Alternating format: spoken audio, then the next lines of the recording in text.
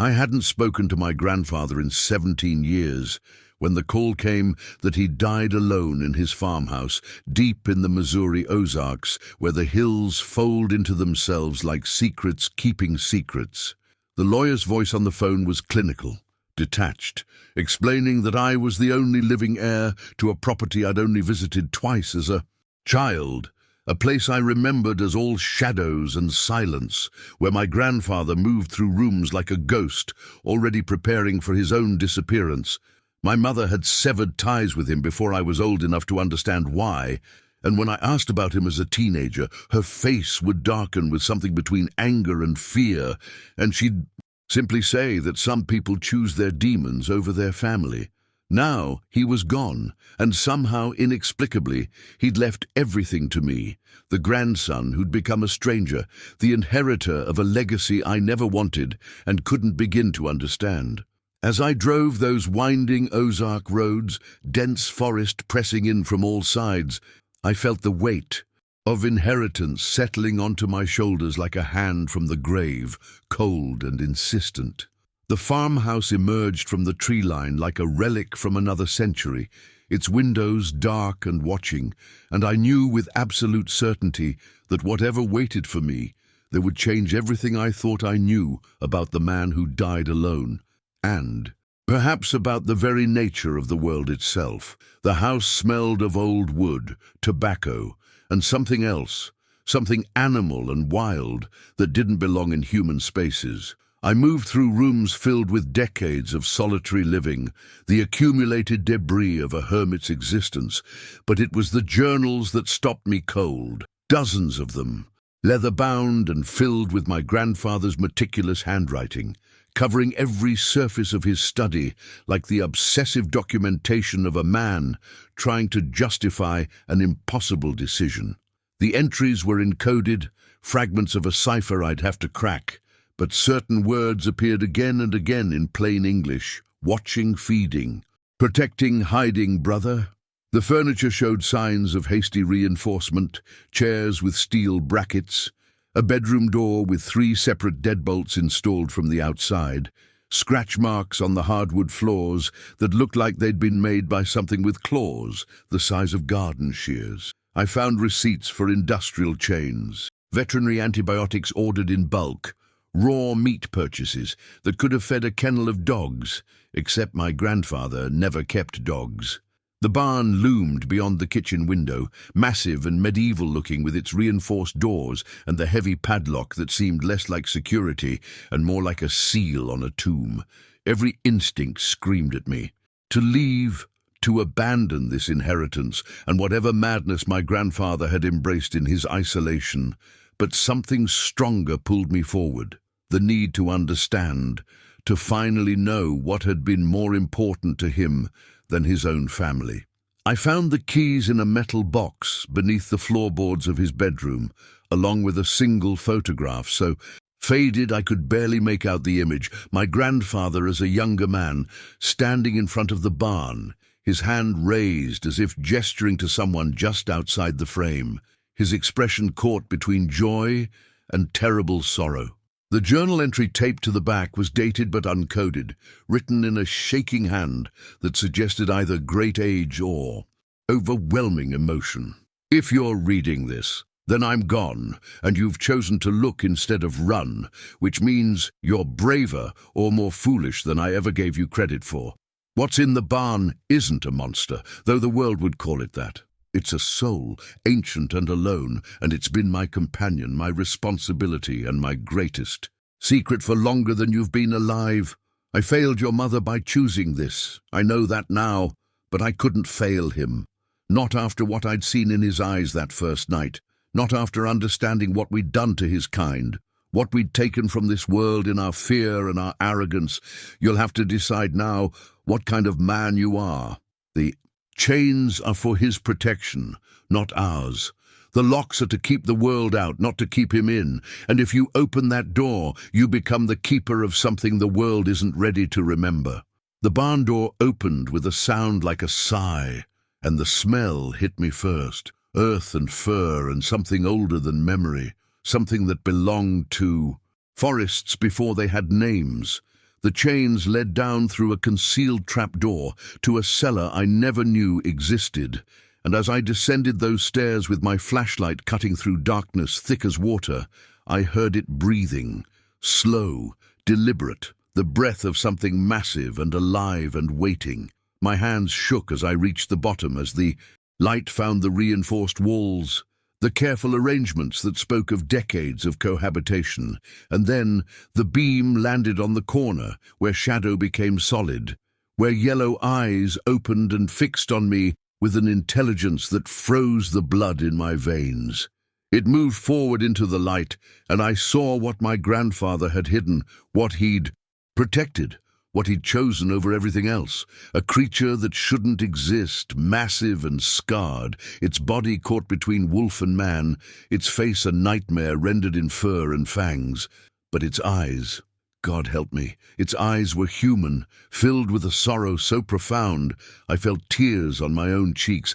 before I even understood I was crying. It didn't growl or lunge. It simply watched me with the patience of something that had learned to wait, that had learned what it meant to be the last of anything. And in that moment, I understood why my grandfather had made the choice that destroyed his family and defined his life. We remained frozen in that tableau for what might have been seconds or hours, time losing all meaning in that underground chamber where the normal rules of existence seemed suspended. The creature sat back on its haunches, and I realized with a jolt that the posture was deliberate, calculated to appear less threatening, the kind of conscious choice that spoke of reasoning and self-awareness that no animal should possess. Its fur was the color of storm clouds, matted and scarred from decades of concealment, and its massive frame filled the space in a way that should have triggered pure panic.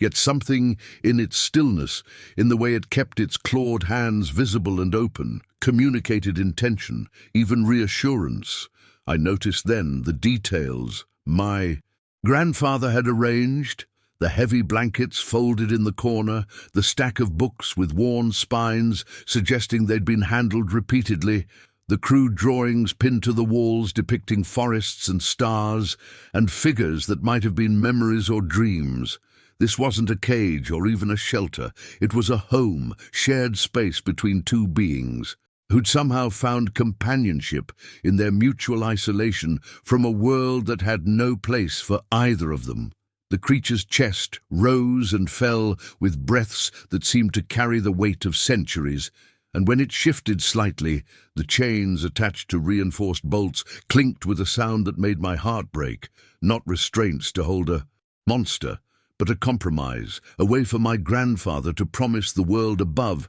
that everything was contained, while knowing the truth was far more complex. The creature made a sound then, low and resonant. Not quite a growl, but something between speech and song, and I understood with absolute clarity that it was trying to communicate, that it had been waiting for this moment with the same anxious hope that a prisoner might feel hearing footsteps approach their cell after years of silence. Its eyes never left mine, and I saw layers of experience there that made my 32 years feel like a heartbeat. Loss and wisdom and a weariness that came from surviving when everything you knew had been erased from existence. It gestured then with one massive clawed hand toward the wall where the drawings hung, and I moved closer, despite every instinct screaming at me to run, close enough to see that the images weren't crude at all, but sophisticated, deliberate,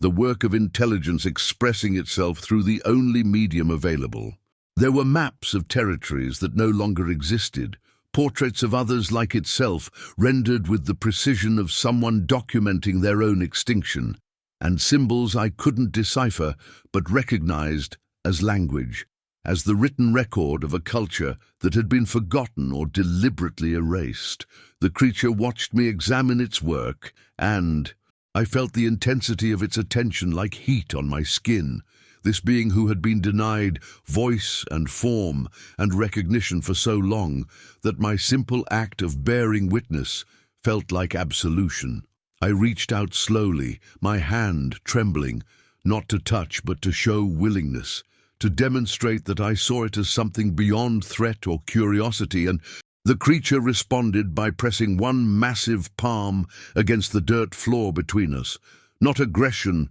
but invitation, the universal gesture of offered connection. Its claws could have disemboweled me with a casual swipe, but they remained carefully curled, conscious control that spoke of restraint learned over decades of close quarters with a human, who'd shown it the first kindness it had known in God knew how long. I placed my hand near its paw, not touching, respecting the boundary, and we stayed like that in the dim light filtering down from above, two beings separated by species and circumstance, but united in this moment of recognition. The creature's breathing slowed, deepened, and I heard something that might have been a sigh of relief, the exhalation of tension held for so long it had become part of its being. In the journals upstairs, my grandfather had written about the moment he'd first met those eyes and seen not an animal, but a person, and I finally understood what he'd meant. This wasn't a what, it was a who, a survivor of something ancient and irreplaceable, and I was looking at the living embodiment of all the wilderness we'd conquered and forgotten, all the magic we'd explained away, all the mystery we'd buried beneath highways and strip malls, and the comfortable certainty that we knew everything worth knowing. The creature lifted its head then, nostrils flaring as if scenting something beyond the physical, and I realized it was reading me the way I'd been reading it, taking measure of my fear and fascination, my confusion and growing wonder, deciding in real time whether I could be trusted with the burden my grandfather had carried alone for so many years. It reached toward the drawings again and selected one carefully, holding it in those massive clawed fingers with surprising delicacy, showing me an image of two figures, one human, one like itself, standing side by side beneath a full moon, not as master and pet, but as equals, as companions, as something the modern world had no framework to comprehend. The message was clear. This had been the relationship it shared with my grandfather, a partnership built on mutual respect and the understanding that some bonds transcend the categories we use to organize existence. I nodded, not knowing if it would understand the gesture, and saw something flicker in those ancient eyes that might have been hope or might have been the careful optimism of a being that had learned hope was dangerous but couldn't quite abandon it entirely. In that cellar beneath a Missouri barn, surrounded by the evidence of my grandfather's secret life, I felt the weight of inheritance settle into something more than obligation. It became choice, purpose, the understanding that I was being offered a role in a story far older and more important than my own small existence,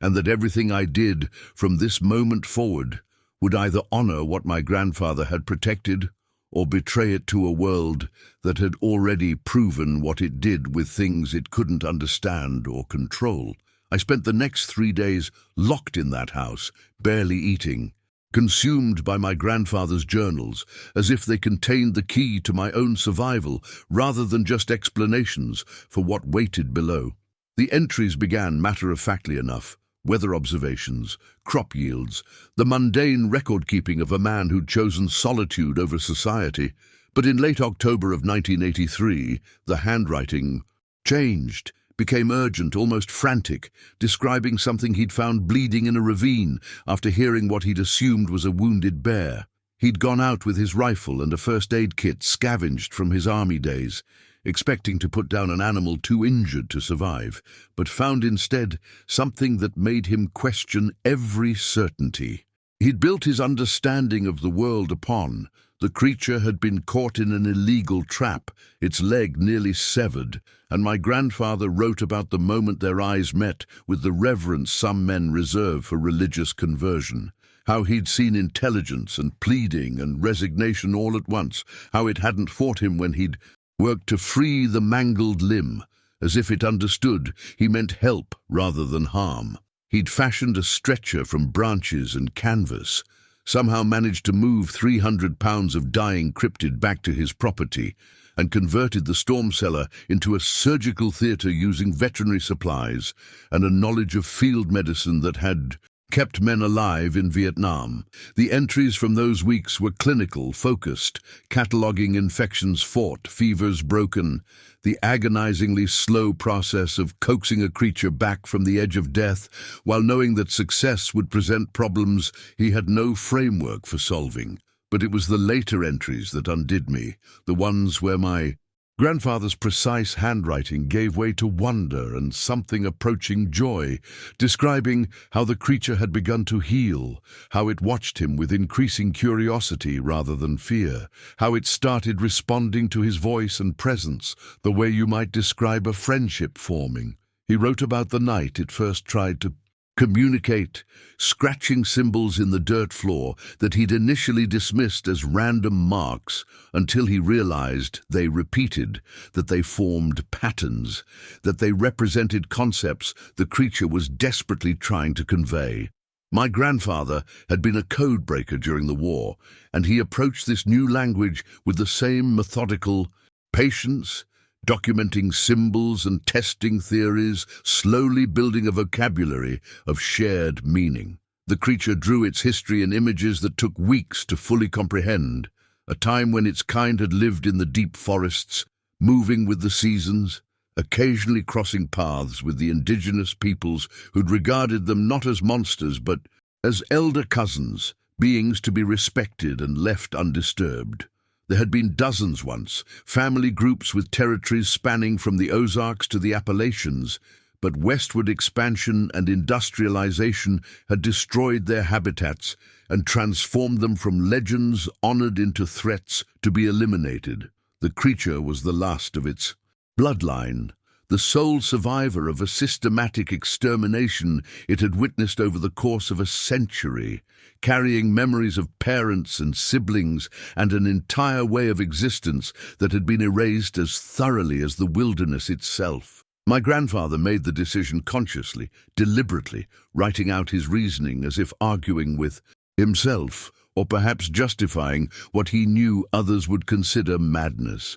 He couldn't release the creature into a world that would either kill it or capture it for study, couldn't condemn it to spending its remaining years as a specimen in some government facility being poked and prodded by people who'd see only biological curiosity rather than personhood. So he'd built the reinforced cellar, not as a prison but as a sanctuary, a compromise between the creature's need for safety and its nature as something too large and powerful to exist uncontained among humans who'd forgotten how to see magic as anything but threat. They'd developed routines, my grandfather bringing meals and books, sitting for hours reading aloud while the creature listened with an attention that suggested comprehension, occasionally gesturing or drawing to respond to passages that resonated. He wrote about teaching it chess, about the startling quickness with which it learned strategy, about games that stretched for days, with moves considered carefully in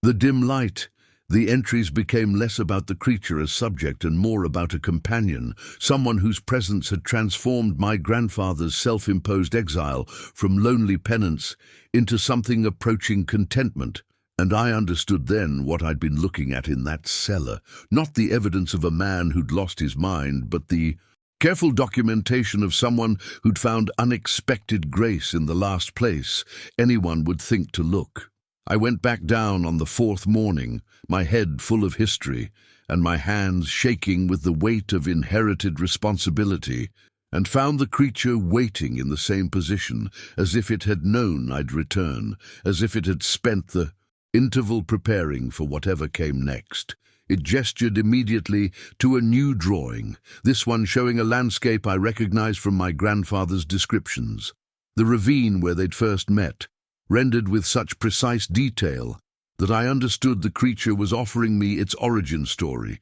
the moment when death had been interrupted by inexplicable kindness. I sat down in the dirt across from it, no longer caring about fear or propriety, and began to speak, telling it what I'd read, confirming that I understood the history it carried and the choice my grandfather had made, and I saw its massive shoulders sag with something that looked desperately like relief. We sat there in Silence that felt more like communication than any words could have achieved. Two beings trying to figure out how to honor a dead man's legacy while knowing the world above was already shifting, that the sanctuary he'd built was living on borrowed time, and that the decisions made in this underground chamber would ripple outward in ways neither of us could fully predict. The creature reached out then, slowly, giving me time to pull back, and placed one massive clawed hand gently on my shoulder, not restraint or threat, but benediction,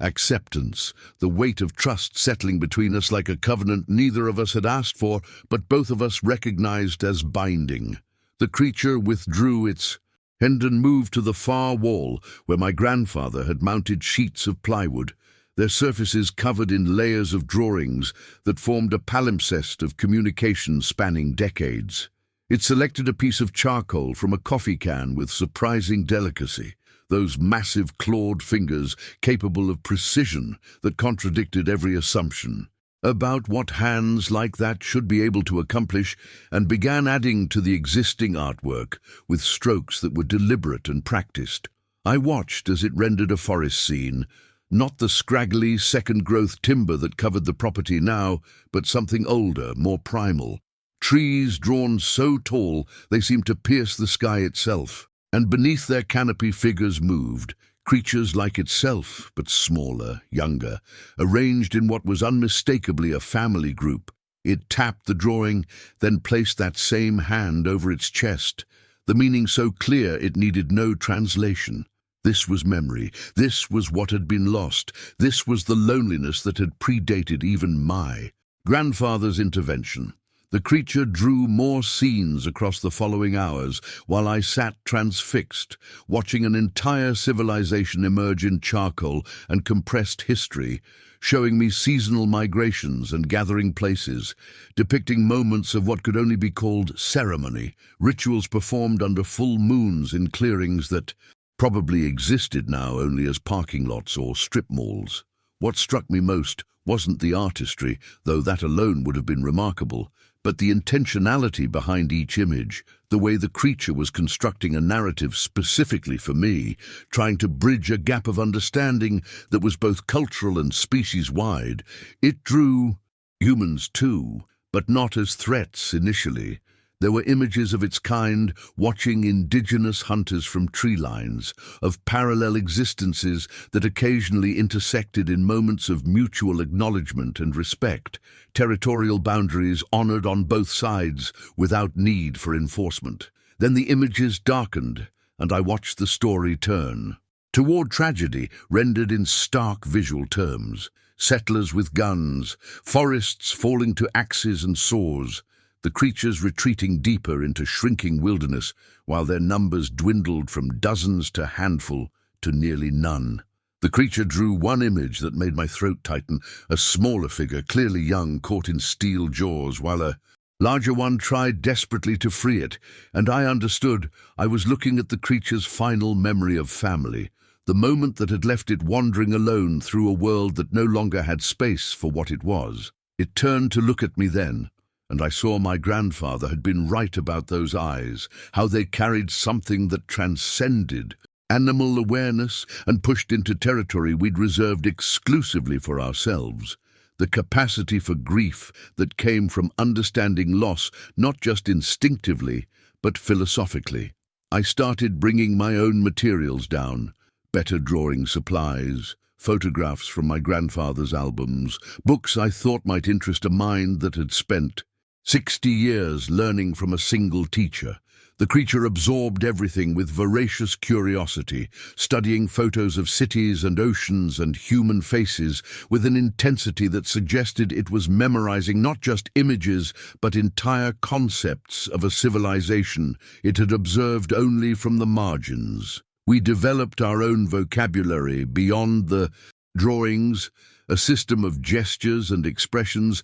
that worked because both of us were trying so desperately to be understood, and I found myself spending entire days in that cellar, forgetting meals and daylight, existing in a space where the normal rules of reality had been suspended in favor of something stranger and more profound, the creature. began initiating what I could only call lessons, teaching me to distinguish between different bird calls filtering down from above, demonstrating tracking techniques using marks it made in the dirt, sharing knowledge that represented an unbroken chain of wilderness expertise stretching back centuries. When I brought down my grandfather's chessboard, the creature's reaction was so immediate and joyful it nearly broke me. It arranged the pieces with practiced ease and proceeded to defeat me in 11 moves, then gestured insistently for another game. And I understood I was being welcomed into a ritual that had sustained it and my grandfather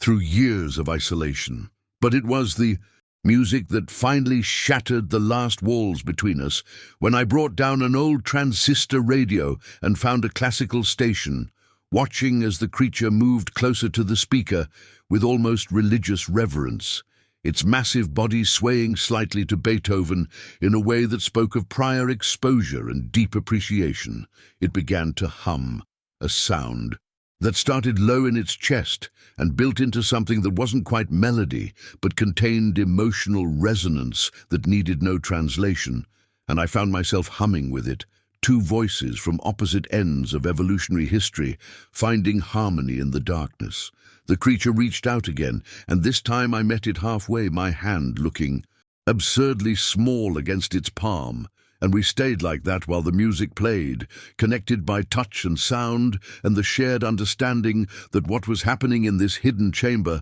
was something my grandfather had known instinctively, that intelligence and consciousness and the capacity for connection weren't bound by form or origin, that kinship could be chosen rather than inherited, and that sometimes the most profound relationships existed precisely because they should have been impossible. The federal agents arrived on a Tuesday morning in late October, when the fog still clung to the hollow like something alive, 3 black SUVs materializing from the mist with a precision that spoke of long surveillance and careful timing. I was in the main house, reviewing another of my grandfather's journals, when I heard the vehicles, their engines too refined for the rural acoustics of this place, and I knew with immediate certainty what they'd come for even before I saw the insignia, Department of Interior, but wrong somehow, the letters arranged in a configuration I'd never seen on any official documentation. The lead agent was a woman in her 50s with silver threading through dark hair, pulled back severely, her credentials identifying her as Dr. Sarah Vance, and her eyes held the flat professional assessment of someone who'd spent years pursuing quarry that couldn't exist according to conventional science. She didn't waste time with pleasantries or pretense, simply stated that thermal satellite imaging had detected anomalous heat signatures in my grandfather's barn for the past 37 years. Biological readings that suggested something large and mammalian living in conditions inconsistent with livestock or known wildlife, and that they were here under authority I didn't recognize to secure what she called the biological asset for transfer to federal custody. The way she said it, clinical and detached, made my stomach turn,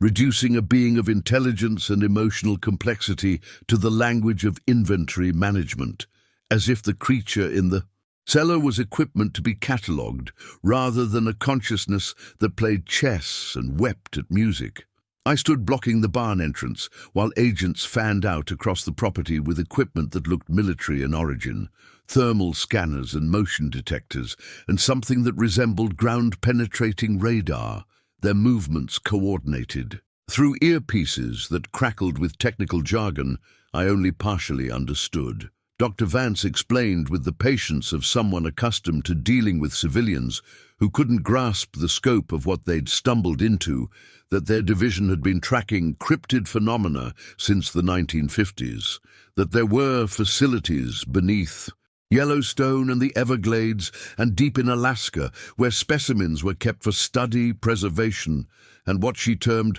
assessment of threat potential to national security and public safety. She showed me photographs on a tablet that made my vision blur, blurry trail camera images of creatures I recognized from folklore and fever dreams, thermal, Signatures of things moving through forests in patterns no known animal should make, and worst of all, clinical photos of beings in containment cells, their eyes holding the same devastating awareness I'd seen in the creature's gaze, the look of intelligence imprisoned and studied like bacteria under slides. When I asked what gave them the right to treat sentient beings as research subjects, her expression didn't change. She simply stated that the public couldn't handle proof of cryptid existence, that panic and hunting parties and religious extremism would result in extinction events that made historical species loss look merciful, and that their program represented the only barrier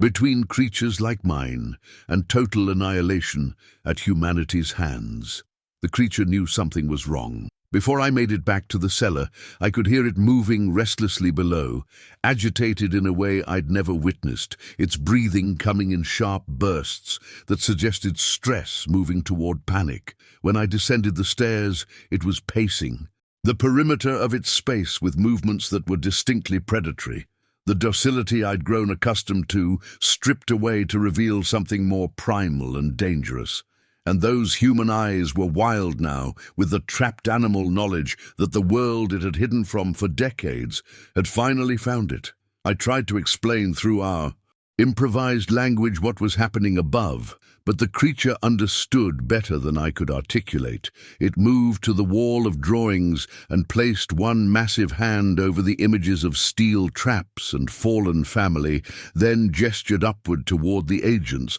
with the expression that communicated both terror and resignation, the look of prey that had always known this moment would eventually arrive. It began drawing again, frantically now, showing me images of facilities with bars and observation windows, other creatures isolated in concrete cells, and I realized with horror that Dr. Vance's program wasn't unknown to cryptid communities, that the creature had heard stories or seen evidence of kin who had disappeared into federal custody and never returned, that what waited beyond the cellar door wasn't salvation, but a different kind of extinction. I made my decision in that moment, standing between a being I'd known for weeks and a system I'd trusted my entire life, and I chose the relationship I'd built in darkness over the authority that demanded surrender in daylight. I told the creature I wouldn't let them take it, even as I heard boots descending the cellar stairs behind me,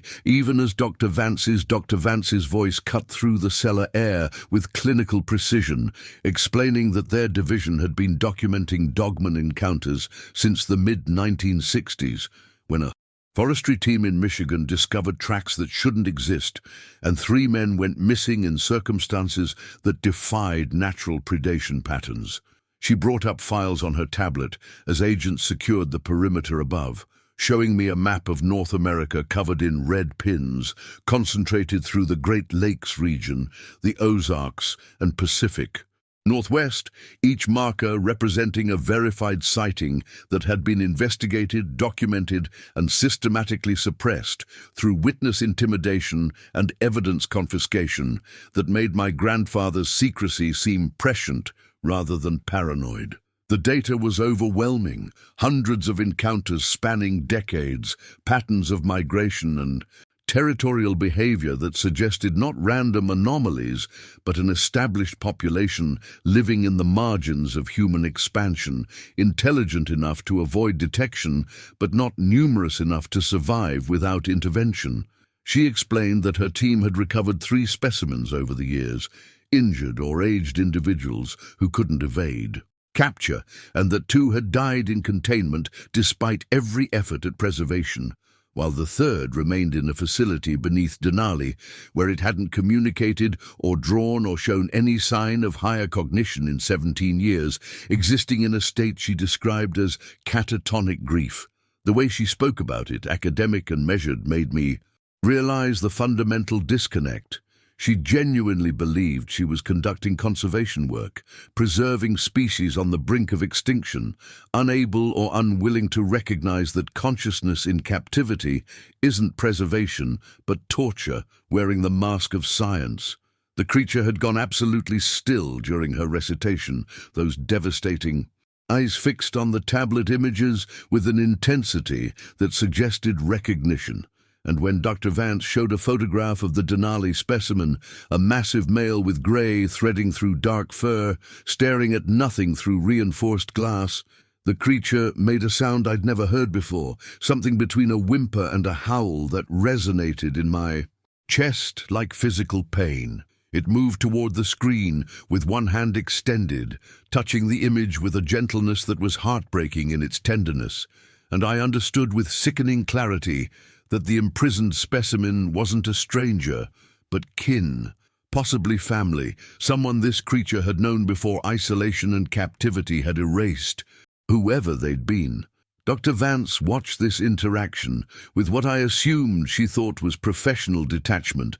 noting the emotional response in a small recording device, treating the creature's grief as data point rather than tragedy. And I felt something harden inside me that I didn't recognize as my own capacity for anger. She stated that this response actually validated the necessity of their program, that cryptids clearly formed social bonds and experienced complex emotions, which meant letting them face human expansion without protection would result in psychological trauma on top of physical extinction, that facilities like theirs offered the only viable alternative to species in collapse. But I saw the creature's expression as it stared at that photograph of its relative, trapped in concrete and glass, existing but not living, preserved but destroyed, and I knew that Dr. Vance's logic was the kind of rational cruelty that convinces itself its mercy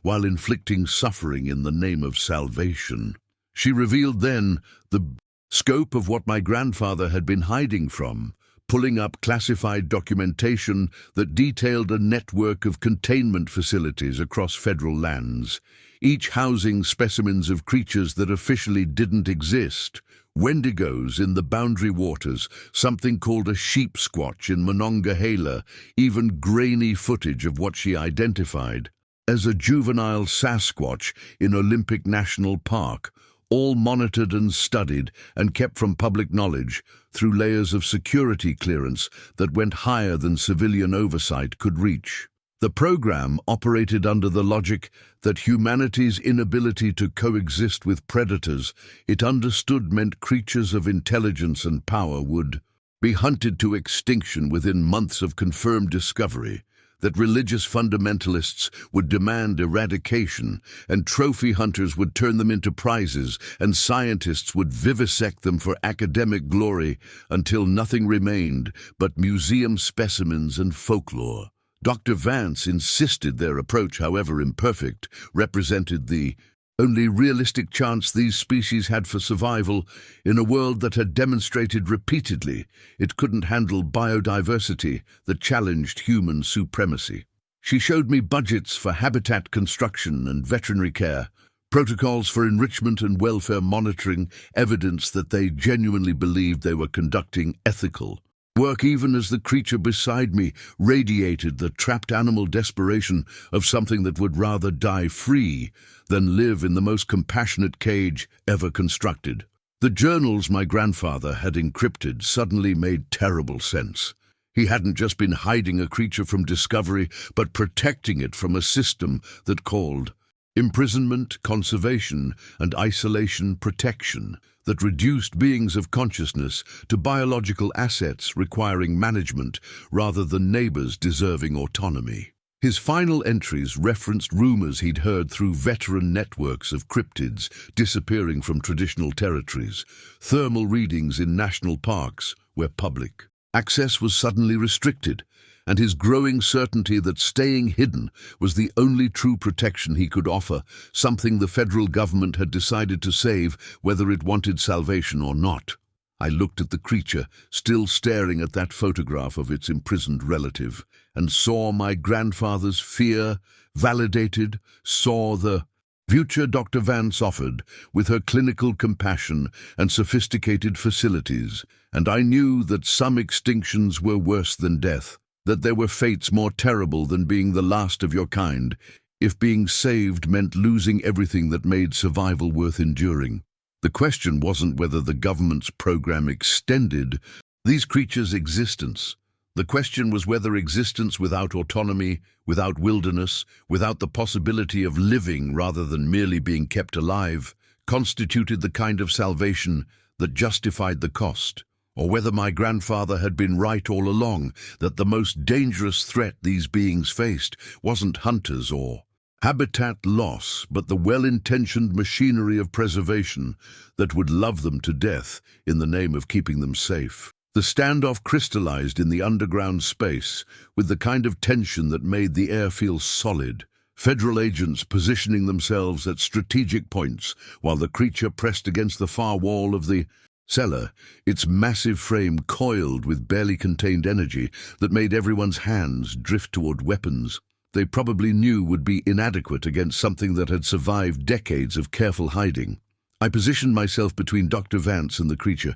a gesture that was more symbolic than protective, given the firepower arrayed around us, but the creature recognized the intent and made a low, rumbling sound that might have been warning or gratitude, or both simultaneously. Dr. Vance maintained her clinical composure, but I saw calculation behind her eyes, mathematical assessments of risk versus reward, and I realized she was weighing whether this specimen was valuable, enough to justify the complications that forcing extraction would create. She spoke about protocols and procedures, about how cooperation would ensure humane treatment and optimal facility placement, but her words felt like negotiation tactics designed to manufacture consent for something that had already been decided by people whose names I'd never learn in rooms I'd never enter. The creature's eyes moved between the armed agents and the cellar's reinforced door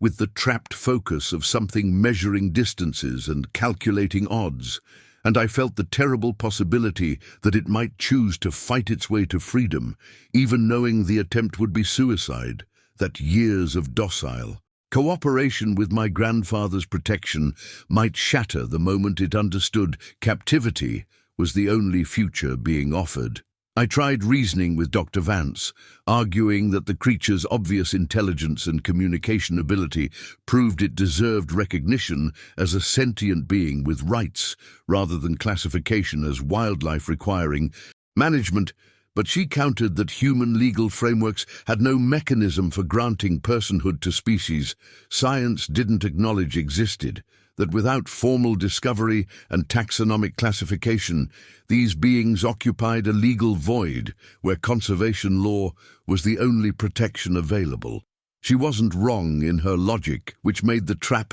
more suffocating. The same invisibility that had kept cryptids safe from exploitation also rendered them ineligible for the protections afforded to recognized endangered species, leaving them vulnerable to either extermination or the kind of well-meaning imprisonment her program represented. The creature seemed to sense the philosophical cage, closing around it even if it couldn't understand the specific words, its breathing becoming labored and rapid, claws scoring deep grooves in the concrete wall that sent dust cascading to the floor in a testament to barely controlled panic. One of the agents shifted his stance, and the creature's head snapped toward the movement with predatory speed. That reminded everyone present what exactly they were trying to contain, that beneath the sorrow and intelligence and artistic sensitivity existed something built for survival through violence, if necessary. I saw Dr. Vance make a subtle hand gesture,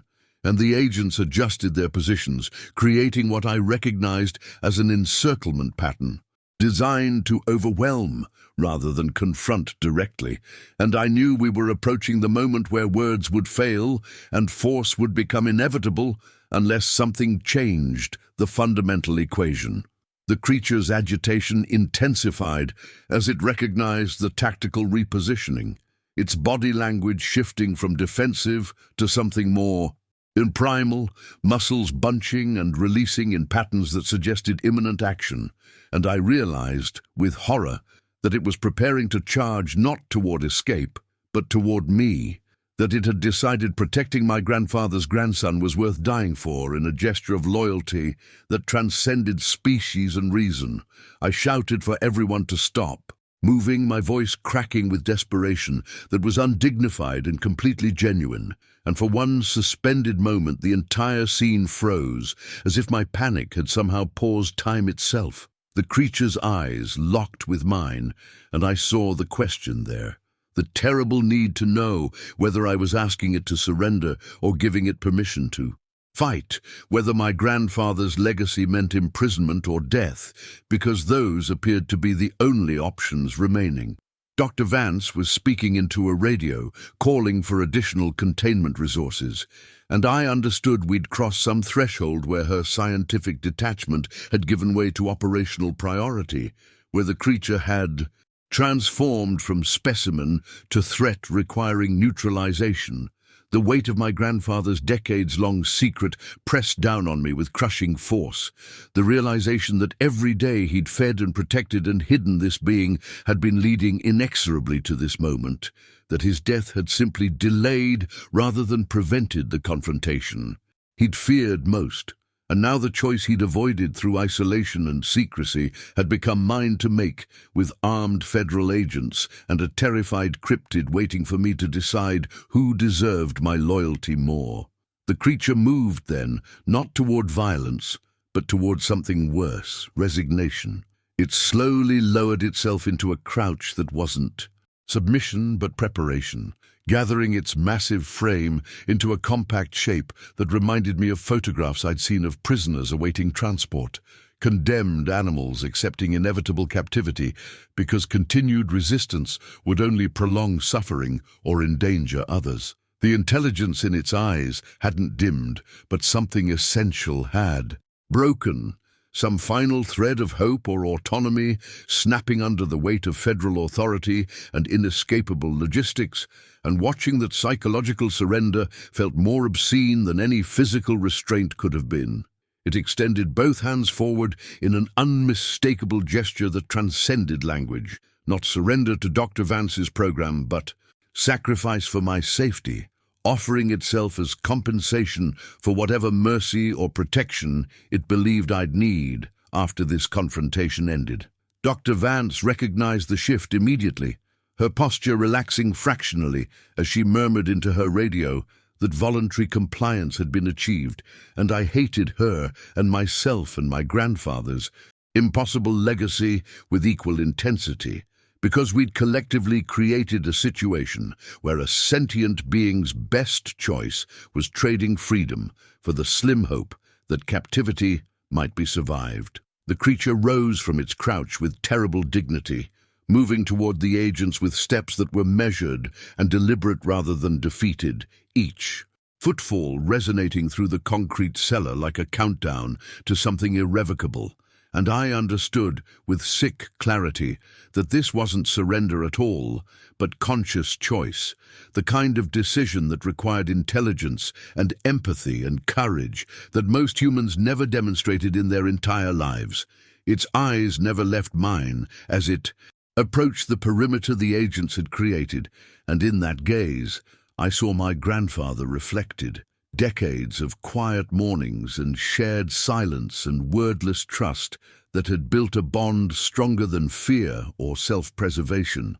a connection the creature was now extending to me through the only currency it possessed, its own freedom exchanged for mine. Dr. Vance was speaking again, something about securing the specimen and preparing transport, but her clinical language felt obscene against the emotional magnitude of what was actually happening, like describing a crucifixion in terms of carpentry efficiency. I wanted to scream at them all to stop, to recognize they were witnessing something profound, rather than simply processing another biological acquisition, but my voice had abandoned me completely, trapped somewhere between my chest and throat, where grief and rage and helplessness had formed a knot too dense for words to penetrate. The creature paused midway between us, turning its massive head to look back at me one final time, and made a sound I'd never heard before, something between a whimper and a song,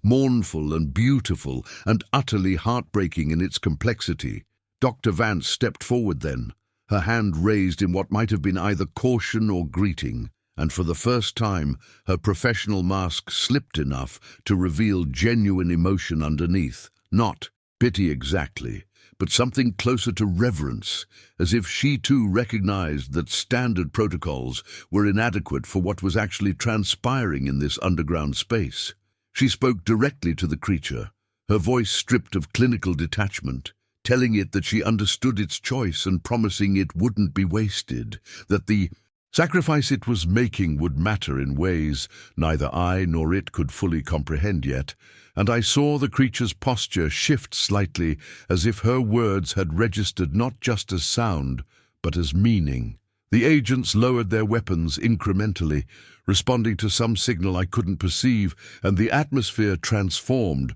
from imminent violence to something more ceremonial, as if everyone present had unconsciously acknowledged we were participants in a ritual that demanded respect rather than force. The creature extended one massive hand toward Dr. Vance, palm up in a gesture that was unmistakably human in its vulnerability, and when she carefully placed her hand against its fur-covered palm, I saw tears tracking down her face that she made no effort to hide or explain. My grandfather's journals had documented 37 years of daily interactions, thousands of small moments of connection that had built an impossible friendship between species that weren't supposed to be capable of such bonds, and now that entire, hidden history was condensing into this single point of transfer. One guardian releasing his charge to another because death had made continuation of the original arrangement impossible.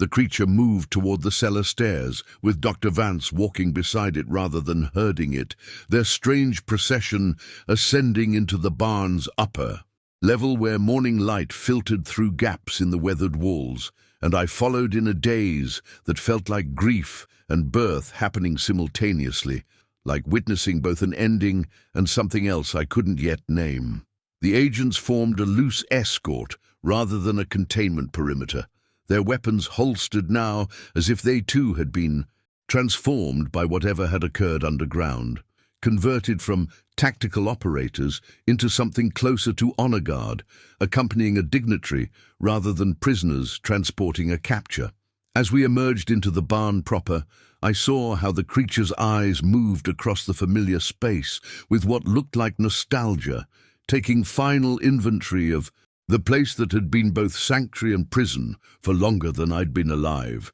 saying goodbye to my grandfather's ghost in ways I'd never fully understand. Dr. Vance was speaking into her radio again, but her tone had changed completely, issuing instructions that sounded less like extraction protocol and more like careful negotiation, and I caught fragments about alternative facilities and specialized protocols that suggested the script had somehow been rewritten in the past few minutes. The creature paused at the barn's main door, silhouetted against the Missouri morning, and turned back to look at me one last time with eyes that held forgiveness I didn't deserve, that my grandfather had earned through decades of loyalty I'd inherited without understanding until this moment what the inheritance actually required. I found my voice finally, breaking through the paralysis that had rendered me mute through the entire underground confrontation, and spoke the only words that seemed adequate to the moment's weight, a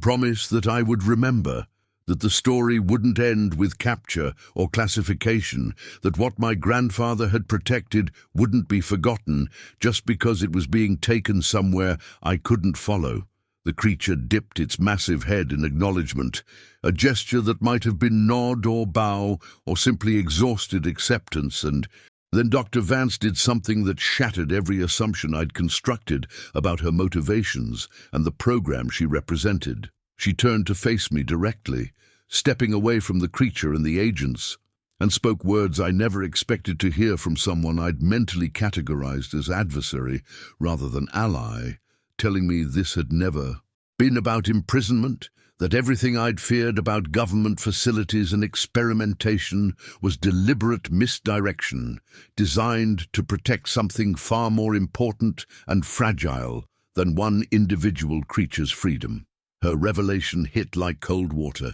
shocking me out of grief and into confused attention as she explained that the tactical response and clinical protocols had been performance rather than procedure, necessary theatre to maintain operational security around what was actually a rescue operation that had been waiting 37 years for my grandfather's death to make intervention possible. The creature was watching this exchange with what looked like understanding, its agitation fading into something closer to calm anticipation, and I realized it had known or sensed something I'd been too frightened and overwhelmed to recognize, that Dr. Vance wasn't the enemy, but the answer to a question my grandfather had been asking since 1983, the solution he'd never found to the impossible problem of what would happen when he could no longer serve as sole protector to something the world wanted to destroy or dissect.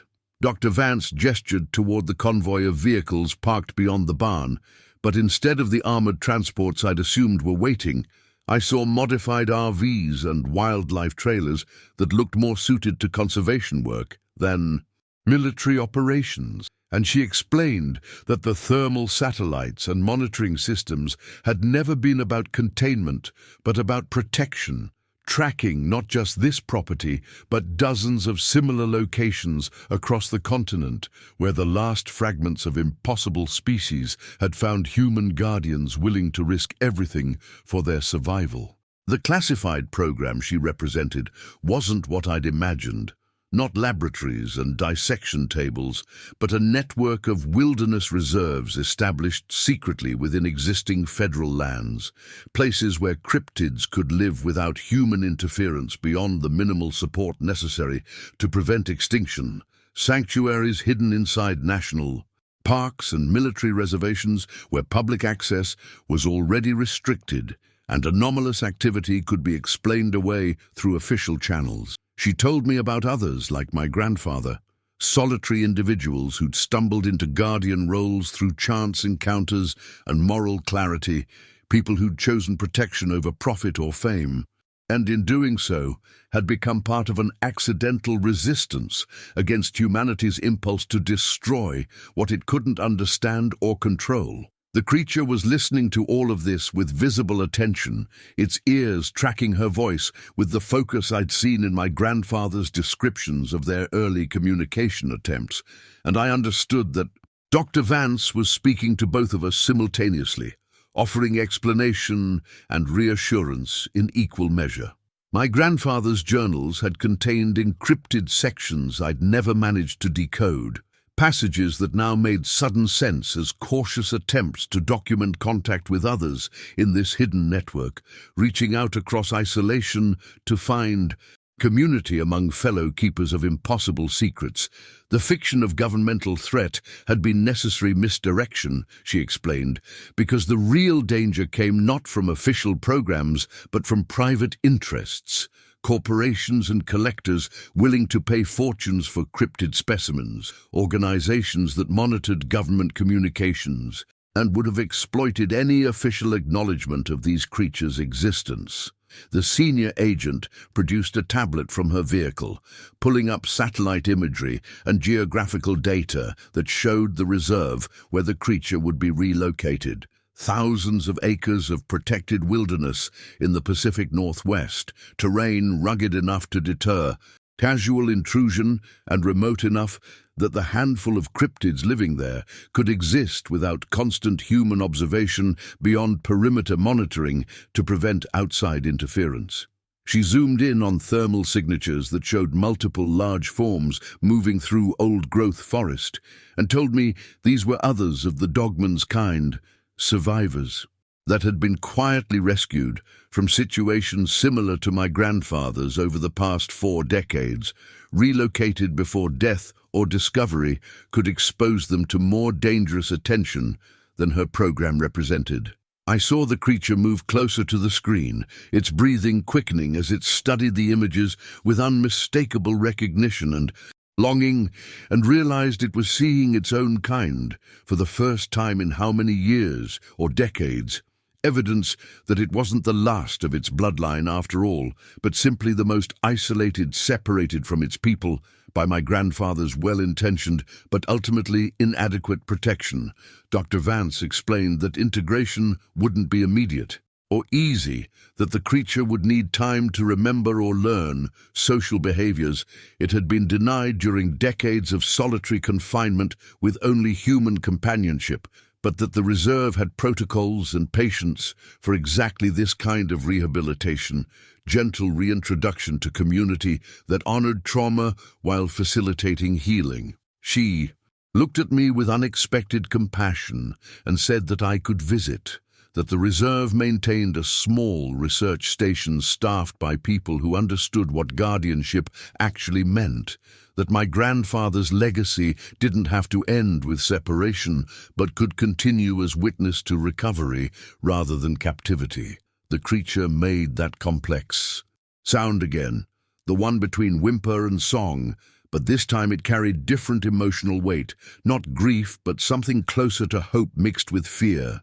The sound of someone being offered belonging after decades of exile, uncertain whether to trust the possibility or protect against disappointment. I asked the only question that mattered then, the one that cut through all the explanation and reassurance to the core of what was actually being proposed. Whether the creature wanted this, whether it would choose sanctuary over the familiar prison my grandfather had built from love and ignorance, whether it trusted Dr. Vance's promises enough to walk away from the only home it had known in living memory toward an uncertain future with strangers of its own kind. The creature turned from the tablet to look at me, and in its eyes I saw the answer before it moved. Complex understanding that weighed loyalty against possibility, gratitude against need, the comfort of known captivity against the risk of authentic freedom. It reached out one massive hand and placed it against my chest,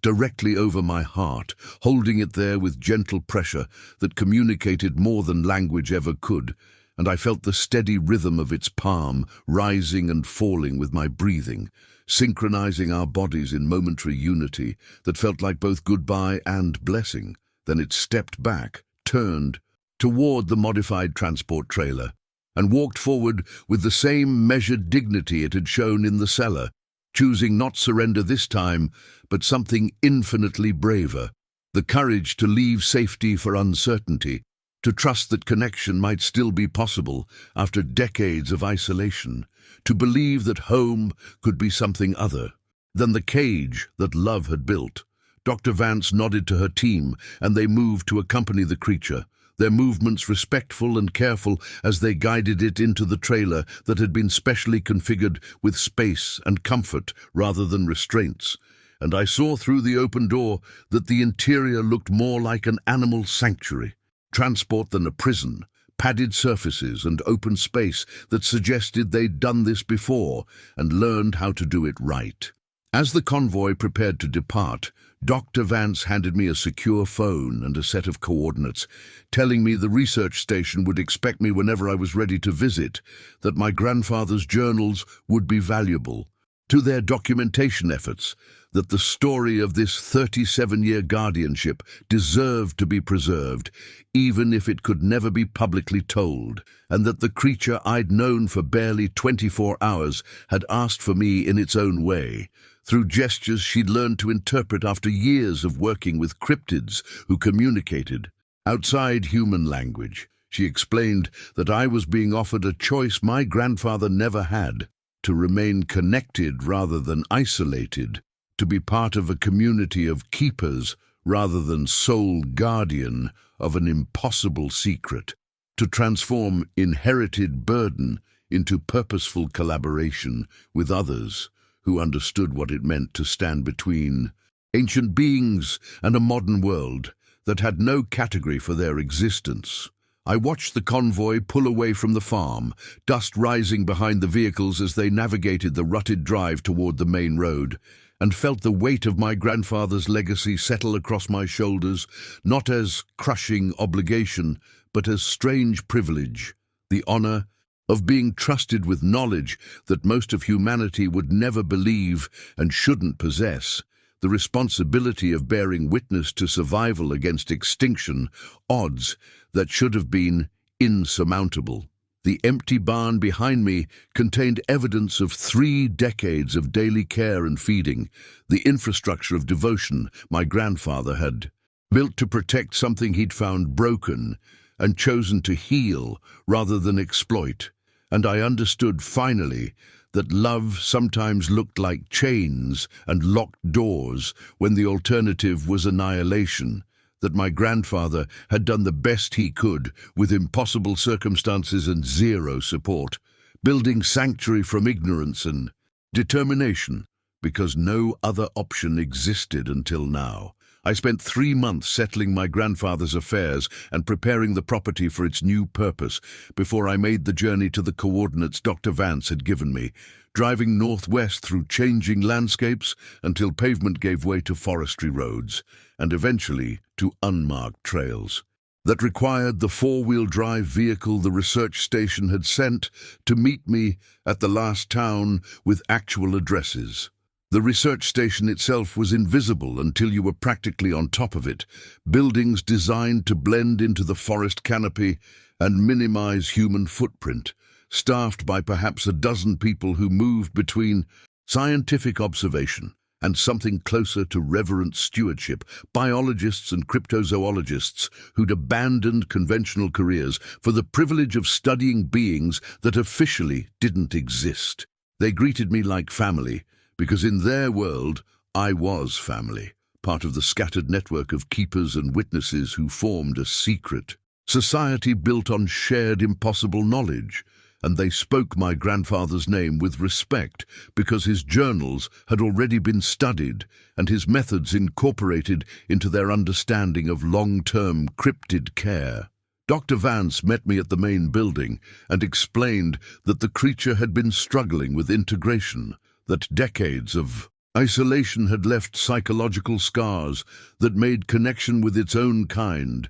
difficult and frightening, that it had spent the first month in self-imposed separation before gradually beginning to accept proximity to the other dogman in the sanctuary. She said it had been asking for me through drawings and gestures they'd learned to interpret, that my presence might help bridge the gap between its human-shaped past and the future it was trying to build among its own species, that sometimes healing required witnesses from both sides of the transition. They took me into the reserve on foot, walking trails that showed signs of large animal passage, but nothing that would alarm casual hikers if any ever penetrated this deep into restricted territory, and I understood how carefully the sanctuary had been designed to hide in plain sight within federal wilderness, protected not by walls, but by bureaucratic obscurity and deliberate neglect. We found the creature in a clearing near a stream, not alone, but not fully integrated either, maintaining distance from 3 other dogmen who were fishing or resting in the afternoon sun with the casual comfort of beings in their proper environment, no longer hiding or hunched, but moving with natural grace through their ancestral element. It saw me and made that complex sound again, the one that carried layers of meaning I was learning to interpret without language, and approached with the same careful gentleness it had shown in the cellar, reaching out to touch my face with one massive hand, as if confirming I was real and not memory or wishful hallucination. The other dogmen watched our interaction with visible interest, and Dr. Vance whispered that this was significant, that the creature had been unable to accept physical proximity with its own kind, but maintained the capacity for connection through me, using our bond as bridge toward eventual integration, proving that my grandfather's decades of companionship hadn't damaged it beyond repair, but had instead preserved the capacity for trust that now could be redirected toward more appropriate relationships. We sat together for perhaps an hour while the creature showed me through gesture and drawing what its new life contained, the slow process of remembering or discovering what it meant to be among its people, the fear and hope that came with each small step toward belonging after decades of exile from its own nature. When it was time to leave, the creature didn't cling or resist, but instead did something that stopped my breathing entirely. It took my hand and placed it against the chest of the nearest Dogman, a scarred female who watched the gesture with ancient understanding, creating physical connection between human and cryptid through its own body as intermediary, giving formal introduction that transcended species and language to establish relationship and trust. The female Dogman accepted my touch without aggression, then reached out to touch my grandfather's journal that I'd brought with me, the worn leather cover that contained decades of observation and devotion, and I saw in her eyes the same impossible intelligence and sorrow that had first captured my attention in that cellar, recognition that humans could be both threat and salvation, that we contained capacity for both destruction and protection in equal measure. Dr. Vance explained later that this was unprecedented, that the creature was actively choosing to maintain connection with humanity through me while rebuilding bonds with its own kind, refusing to accept false choice between two worlds, but instead insisting on bridge building that honored both aspects of its complex existence. I understood then that my role wasn't to replace my grandfather's guardianship, but to transform it, to be witness and connection point rather than keeper and protector, to stand at the boundary between human and cryptid worlds as proof that coexistence remained possible if we could find the courage and humility to attempt it. I return to the sanctuary every few months now, bringing my grandfather's remaining journals and adding my own observations to the growing archive of cryptid documentation that may someday change human understanding if the world ever becomes ready for such revelation, but more importantly, bringing simple presence and continuity to a creature that survived extinction through the unlikely compassion of a Missouri farmer who chose protection over profit. The farm itself has been quietly acquired by the conservation program and operates as way station for injured or displaced cryptids in transition to permanent sanctuary. My grandfather's legacy transformed from isolated prison to node in network of survival that spans the continent. The creature has gradually integrated with its people, but maintains what Dr. Vance calls unprecedented human bonding, seeking me out during visits for contact and communication that enriches rather than replaces its relationships with other dogmen, proving that love and protection can transcend species if offered without agenda beyond preservation of life itself. Sometimes I stand at the edge of the clearing and watch these impossible beings moving through their hidden world, and I think about my grandfather spending 37 years in isolation, guarding a secret that he believed would die with him, never knowing that others existed doing the same work, never imagining that his private act of mercy was part of larger story of resistance against extinction. He built a prison from love because he saw no alternative, but his true legacy wasn't the chains and locked doors, but the choice to protect rather than destroy, to recognize personhood in eyes that met his across-species divide, to spend decades of daily care on a being the world insisted couldn't exist. I am the keeper of that legacy now, the bridge between his isolated guardianship and this new possibility of connection and sanctuary, witness to what happens when humans choose to protect rather than possess, to serve rather than control, to acknowledge that we share this world with mysteries we're only beginning to understand, deserve to exist beyond our comprehension or consent. What would you protect? If the world demanded you destroy it instead, subscribe to witness more impossible truths hidden in plain sight.